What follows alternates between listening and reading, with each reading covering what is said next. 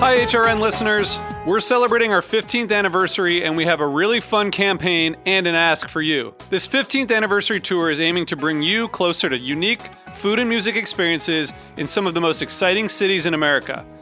All the while, we're raising funds to support our work empowering the next generation of food systems storytellers through our fellowship programs. Here's how it works. Donate to HRN and be entered into a raffle in the city of your choice to win a dinner for two at a noteworthy restaurant and tickets for two to a concert at a prominent local venue. We have incredible partners in New York, Los Angeles, Philadelphia, Nashville, Las Vegas, Charleston, Asheville, and Ardmore, Pennsylvania, who have donated a meal for two and two tickets to a concert of the winner's choice. And all donations help fund our fellowship programs, where we're helping to build essential workforce readiness skills and food system storytelling skills. Check out heritageradionetwork.org/15 to donate and enter to win today. That's heritageradionetwork.org/15. Thank you. This episode is brought to you by 100 Bogart Street, a co-working building in Bushwick, Brooklyn. Need a professional place to work from? Learn more by visiting 100bogart.com.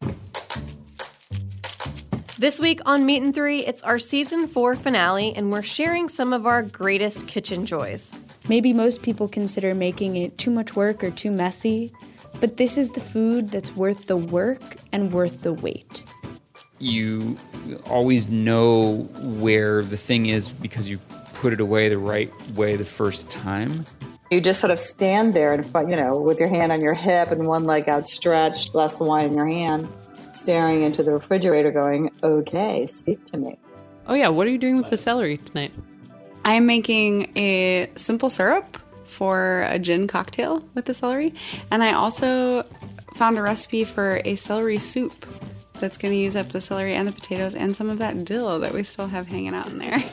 Tune in and be inspired to find the joy in your kitchen. And don't forget to subscribe to Meat and Three wherever you listen to podcasts.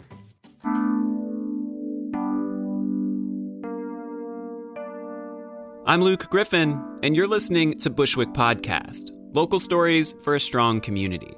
Each episode, we take you behind the scenes of the artists, activists, and entrepreneurs whose journeys collide in Bushwick, a special Brooklyn neighborhood that's changing faster by the day. As the summer comes to an end across the city, it's the start of a new season here at Bushwick Podcast. That means we have the continued privilege of sharing more of the remarkable stories happening in the community and the renewed duty to help break down the biggest issues facing the neighborhood today. We have some exciting episodes planned this fall, and we're thrilled to begin the season with a story of resilience, hope, and the power of partnership. This week, we sat down with some of the leaders behind the Bushwick Food Co-op, which, if you haven't listened to our previous episode, the Everyone Store, is the neighborhood's democratically owned and operated grocer. Earlier this summer, the co-op storefront was devastated by fire damage, but as we'll hear today, they're recovering by embracing the unique strengths of their community. It's Thursday, September 12th, and this episode is called Cooperative Crisis Management. Alrighty, good morning, everybody. Good morning. Hi. This week, we are joined by members of the Bushwick Food Co-op, who you may remember from our previous episode, The Everyone Store. Before we get into the conversation, if you could please just introduce yourselves, including your role at the co-op. Hi, I'm Chris, and I'm part of Outreach, the Outreach Committee at the Food Co-op. I'm Laurel. I'm the store manager. Hi, I'm Fran. I'm the general manager at the co-op. Hi, everyone. I'm Ali Toshli, and I'm the board president of the Bushwick Food Cooperative. And hello, I'm Kat. I work at HRN, but I am also part of the communications committee at the Bushwick Food Co-op. Woohoo! Some folks may be familiar with the co-op from our previous Bushwick podcast episode, The Everyone Store, but I imagine that a lot of listeners may be hearing about it for the first time. For somebody who's completely unfamiliar with Bushwick Food Co-op, could you please share a bit about what the organization is and what makes it unique from similar organizations? We are a grocery store with a focus on sustainability and local food.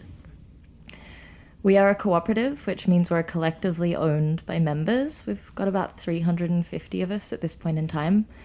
Unique to some other co-ops is that we're also open to the public as well. So Members make up a large part of our, especially regular clientele, but we also have about 30 to 40% of our customers who are just from our local community. To build on that a little bit, I imagine people might have heard of co-ops and they may have some idea of what it means to be democratically owned and operated. But could you please unpack that a little bit more? What does it look like to be a part of the co-op? How is the organization run? And what makes that different from a typical business? Well, we're a grocery store that has an added value. So what it means to be democratically run is that everyone who participates has a vote, therefore a say in how the business is operated and carried out. It's partly yours, so there's a sense of ownership, whereas your regular grocery store or convenience store doesn't offer you that. We build relationships with people and with farmers, and we try to build community from there. And we do that while we share a set of values, and our values are around produce, sustainability, if they're ethical, if they're local, all these criteria. Every co-op gathers around a different set of criteria, so every co-op has its own character and voice. Yeah, I would also say that what's really special about the co-op is just everyone keeps it alive. It's not just that there is, a couple people making the decisions, so if there's something that you feel like could be better, you can just definitely jump in there and get there and make the change yourself. So this is really cool. It's like this empowerment for the owners in the co-op. And I think when I started getting involved, I really didn't realize the kind of community I was going to get. And I was living in Bushwick for 5 years. And until I started getting involved in a committee and volunteering at events, I really started getting to know my community better through the co-op. And I thought that was really amazing. Yeah. Some folks may have passed the co-op and may not even have known that they've seen it. Where is it located? We're in the Loom building on the corner of Flushing and Knickerbocker. We're a little bit tucked in around the side. Our frontage is actually to Porter Avenue. When we had last spoken with the Bushwick Food Co-op, this was in April. I believe you were prepping for your annual meeting with all of the owners and the participants in the co-op. Correct, yeah. But since that time, one of the biggest challenges, it seems, to have confronted the co-op in its near 10-year history has happened. What happened earlier this summer? Well, we experienced a fire on July 3rd in the morning. It's pretty devastating, to be honest. But so when we last saw each other, we were getting ready to hit this year marker that was really exciting for everyone. And the 10-year anniversary has proven to be the most difficult year that we've had, but it's also been the most wonderful. It's also shown us how much people care about our co-op and are willing to step up and miss the co-op now that it's closed. But we experienced a fire that started outside of the store and led to damage, structural damage throughout, and water damage. So because of that, we're missing an entire storefront window, which cannot allow us to stay open until it's repaired. And so there are some issues there that we're trying to figure out in order to open soon. What was the scope of that damage? Is the co-op able to operate in the interim? Is it something that was completely devastating? A little bit in between. It could have been worse. We were quite lucky. We were able to salvage a lot of our inventory. It happened the day before 4th of July, which is a really big shopping day, and local distributors' delivery schedules change around that time, so we'd had basically a week's worth of deliveries the day before it happened. So yeah, lots of food to move around. Lots of people came and bought things, and we were able to donate a lot to local organizations and soup kitchens. But yes, that said, we still have a top instead of a front window. We have a hole in the ceiling. The space is currently not secured enough and cannot be run as a food business. In the interim, though, we have Laurel has helped lead 3 or 4 fire sales now, 3, I believe, where we gave a discount to everyone who wanted to come shop and help us get rid of our stuff, which was really great. We had 3 weekends, and they were extremely well attended, and we got rid of at least 90% of the things that we had left in the store. One of our community partners, BK Rot, took from us all of the remaining things that we weren't able to sell, perishables, bulk items that could be composted. We have a business relationship with them, and I want to thank them very much for offering to take that off our hands for free, which was really, really sweet of them and a show of support from a community partner. We've also had other cooperatives who've reached out to us to buy some of our stock and have extended their shopping discounts to our membership, which has also been a great sign of support from a community partner. And I think we even had some donations come in for some of our events. So we've been busy. And Laurel has also led the store cleanup. So even though we may not be able to open yet, we're getting ready to be prepared for that moment. So we've been washing the walls, vacuuming the dust and the ash and the debris from the fire, and cleaning out our fridges because they really needed to be cleaned out, and other things like that. So we've had a lot of help. It's been great.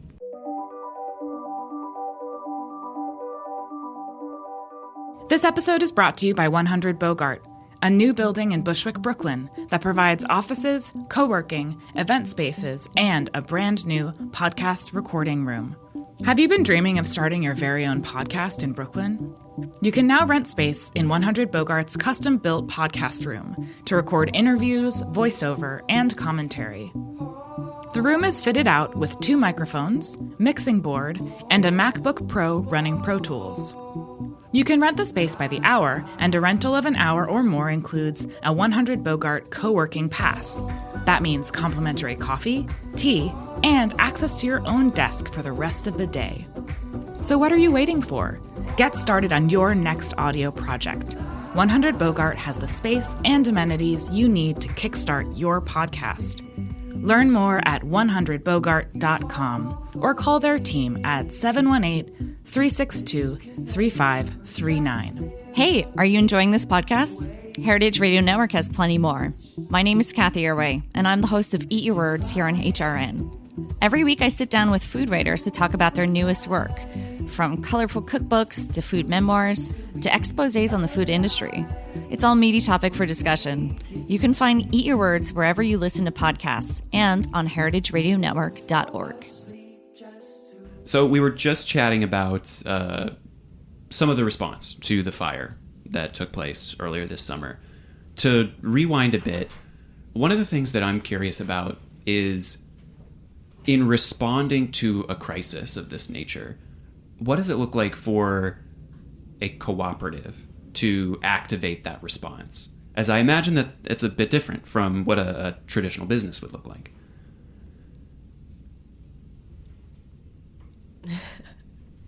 Yes, it is. Just looping back to the conversation we had before about the timing of this, you first spoke with Fran before April, which was our annual meeting at which we elect new members to our board of directors. So while we are a democratic organization and every member has a vote, the entire organization doesn't vote on everything. Mainly really big structural changes to our pricing structures, moving, things like that. So a large amount of the organization is done by our board of directors, which includes our president, our vice president, our treasurer, and our general manager, Fran. The board helps lead. They're fiscally responsible for the cooperative and their legal representatives, so they are the ones who, in between voting meetings, will make the decisions for the co-op and act as stewards for the co-op. And then operational decisions are made by myself or members of staff who haven't been empowered to do so and make certain decisions for the operations. I don't know if you want to add to that, Ali. Yeah, to the cooperative response, right? Yeah, something very different. If the store down the street that, traditionally was owned by 2 people or 1 person, it would shut down. It's like, oh, okay, well, it shut down or something happened. In the case of our cooperative or cooperatives, and what most recently happened, there's a lot of personal investment aside from the actual monetary investment and care for an institution or the group, where you see the general managers and the store personnel, and you run into people that are fellow co-op owners at the store, and you catch up. So there's a sense of community, and where everyone is like, we're on the same boat, or we're on the same page, and like, okay, this happened, how can we react or give or think of different ideas to support the situation. And in our case, that has been a clear thing, and it's pretty amazing. In times of crises, with this crisis, everyone, even though we know each other, we might not be the best friends or know each other very intimately, but yet the sense of cooperative that brings us together helps us collaborate, and that's really cool. That element of how can we as a community come together to respond to a crisis is something that I think somebody need not be familiar with a cooperative to relate to. And this stands out as such a clear case of how a community can do that. What did the communication look like in terms of identifying that this was happening and the store was being threatened, to generating some kind of response? And what were some of the challenges of that as a collective group? I can speak to this a little bit because so I work with the communications committee, which is pretty small as far as the committee structures go. There's 2 co-chairs, Katie and myself. And obviously all the committees, when the co-op before the fire, they all kind of operated sort of independently. We took direction from the board and from the store, and we try to carry out different initiatives. Outreach does a lot of events throughout the year. But when the fire happened, most of those things kind of had to stop because there weren't normal day-to-day operations happening.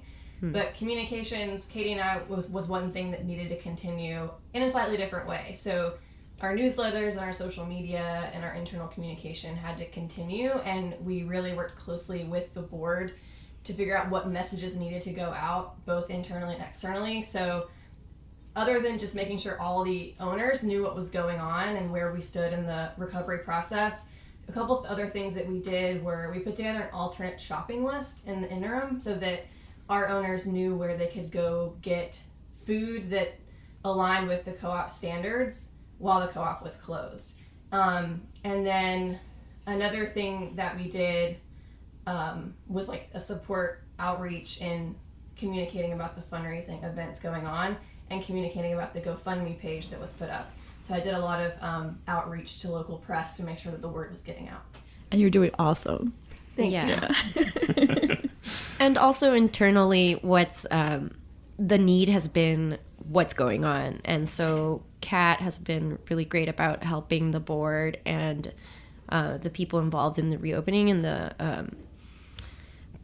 the reopening process to let members know who are really eager to see the store open what's going on, what are the steps that are happening, how they can help, things that they can do to keep folks engaged, but also they care and they want to know where we are. So the internal communication has been important as well. It's also been really essential in tapping into what is our biggest benefit as a cooperative, is our community and the skills of our community.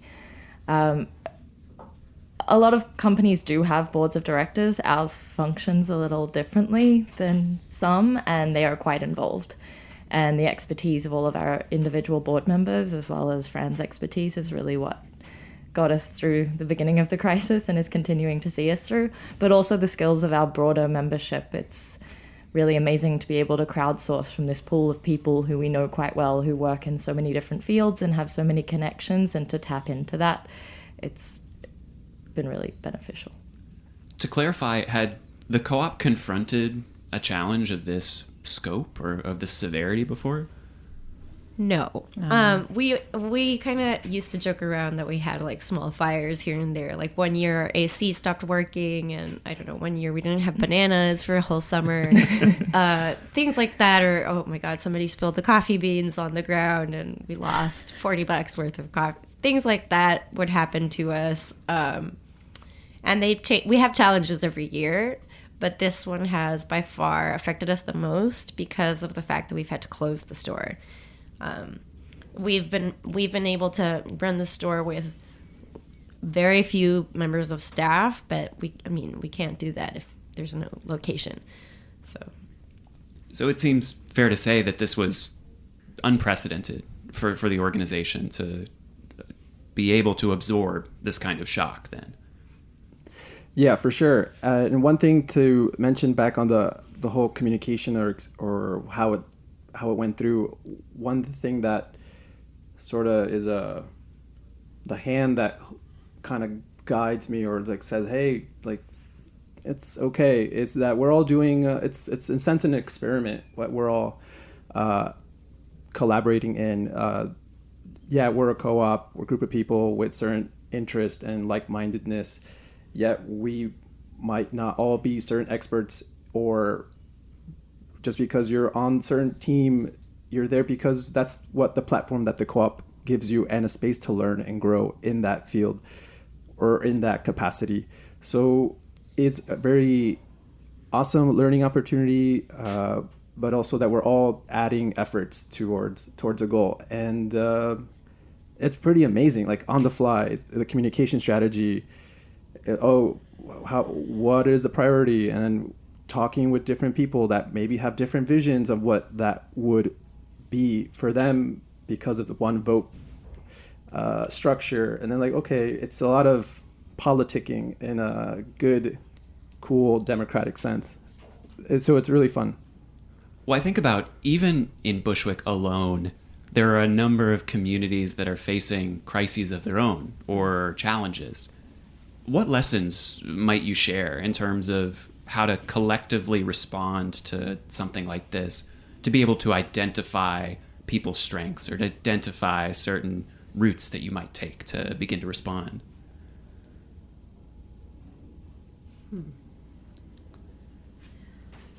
I think one thing that's really valuable about the co-op is the committee structure, because it allows people to find out what the opportunities are. It makes it so there's not a high barrier to entry to getting involved. You can go on our website, see what committees exist, where do your strengths fit, so that everyone feels like they have both a stake in the organization and in whatever problem needs to be solved, but then feels like they can make an action, small or large, and feel like proud of that. And also, I would say that my advice to other groups going through crises is stay open. Don't turn people away. Like, one thing that I've seen at the co-op is we have 400 and so members.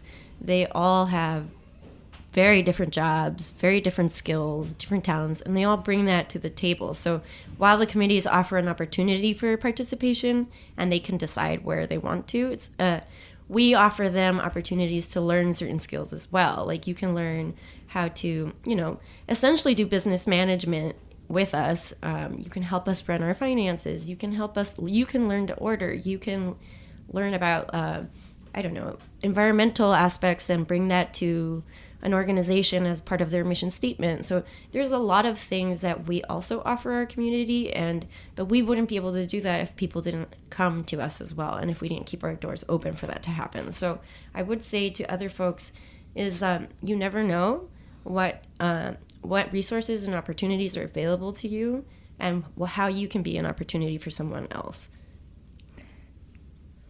Keeping your community close and keeping open to your community is super key. We were really lucky in that regard because we have a regular structure of meetings where we encourage each committee will meet roughly once a month, but the whole organization meets monthly every second Monday at 7 p.m. Come to your monthly meetings. Mm-hmm. And we were really lucky that the week after the fire happened, we had a monthly meeting scheduled 5 days after. And we had over 50 people come, and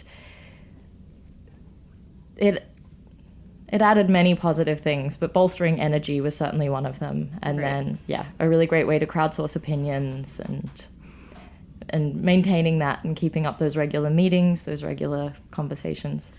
Right. And actually, I was going to say, for me, the advice would have been to like move fast and don't overthink. And that's what we did. And like we organized a cleanup, I think the day of, a bunch of people came in and started help cleaning. Should I say that again? Yeah, so like people came in and cleaned the day of the fire, and people were texting and just like reaching out, like, we need to do something right now. And I think that's amazing. And like the fact that we had the meeting right away, the fact that we were like starting to think about how can we fix this right away. We weren't like, what should we do? What is the, it was just like, we need to fix this right now. And I think banding together to move forward is, I think, a big theme of the co-op too. We just keep moving forward. Whatever happens, we just keep going, because it's kind of like a home. Right. Yeah. Yeah.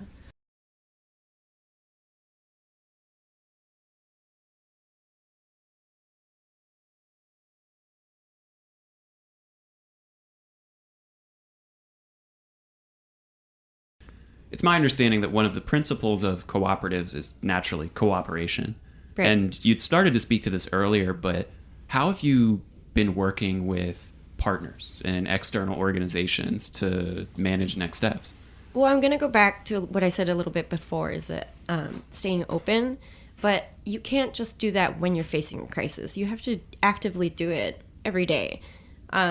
Because we've been building relationships for a very long time, those proved really fruitful for us in this moment of crisis. So we, like you said, the 7th cooperative principle is cooperation amongst cooperatives. We have been contacted by a lot of cooperatives from inside New York City, New York State, and beyond. We're currently being featured in a co-op's in upstate New York roundup campaign. So they are every bill, every payment at their cashier, they will ask clients if they want to round up to the nearest penny and or cents, whatever. And that gets donated to us at the end of September. So they feature us as an organization who needs help, who's in need, and that also creates exposure for us. And we had never met them. They found out about us through like another co-op of a co-op and a friend. So it's this really elaborate network. So building relationships it's really important. And we're all about community. It's another of the cooperative principles. So we do partner with not just cooperatives, but organizations within Bushwick and outside of Bushwick that we share values with. So either, whether it be a social value or an environmental value or agricultural value, we have a lot of ongoing relationships there. Especially with our vendors as well.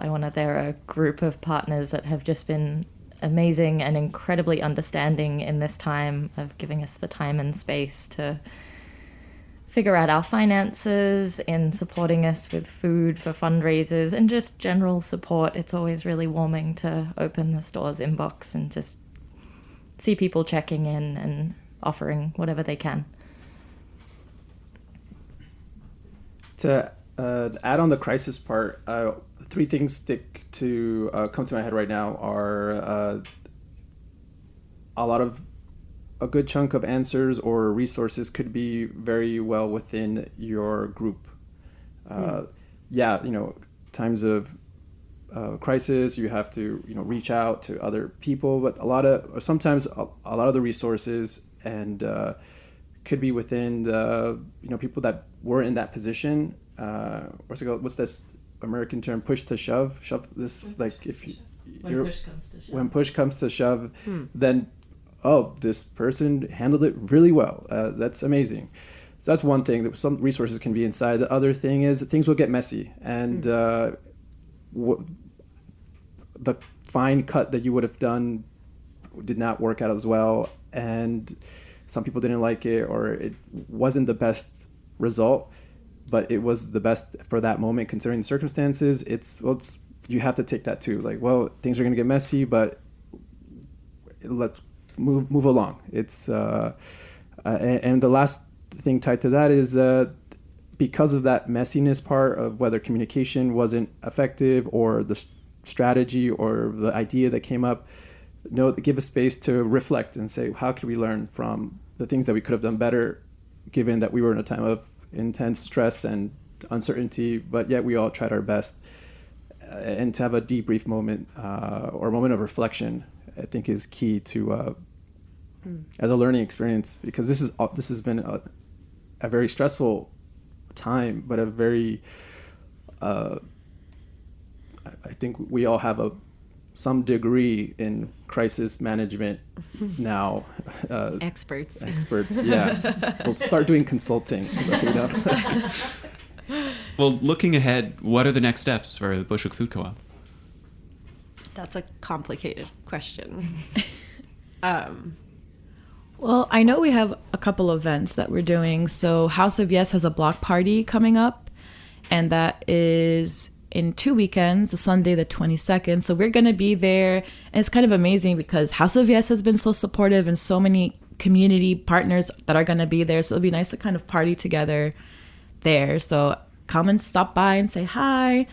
We also are planning our 10-year anniversary kind of bash. We usually try to have a bash or two a year, usually like summer bash or fall bash. So we're kind of combining it with our 10-year anniversary. So we're underway in a couple months. We're just going to have it finalized and just get it going. I want to talk about our fundraiser that we just had. I think it was really cool because we had it at the Muse, which is like a gymnastics school. Also has like shows for aerialists. And it's a really, really amazing space. I think it used to be like an old warehouse where they used to build like iron bars. So it's like high voltage ceilings, and the space was really cool. And what I wanted to emphasize too was that the community banded together so quickly for us. Again, like talking about speed.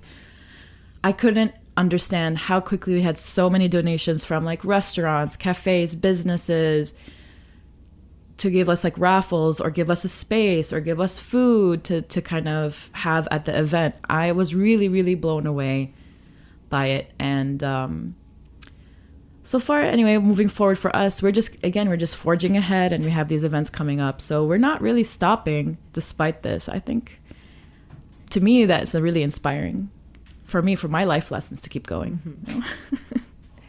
As someone who works primarily in the store, and there is not currently a store, this has given me, certainly more than Fran, an opportunity to spend a little bit of time catching up on things that I haven't been able to do. So doing more research into our sourcing, into affordability of our sourcing, and that's going to be part of the reopening project, is refining what we do and what we offer as a cooperative and making us our best possible cooperative self.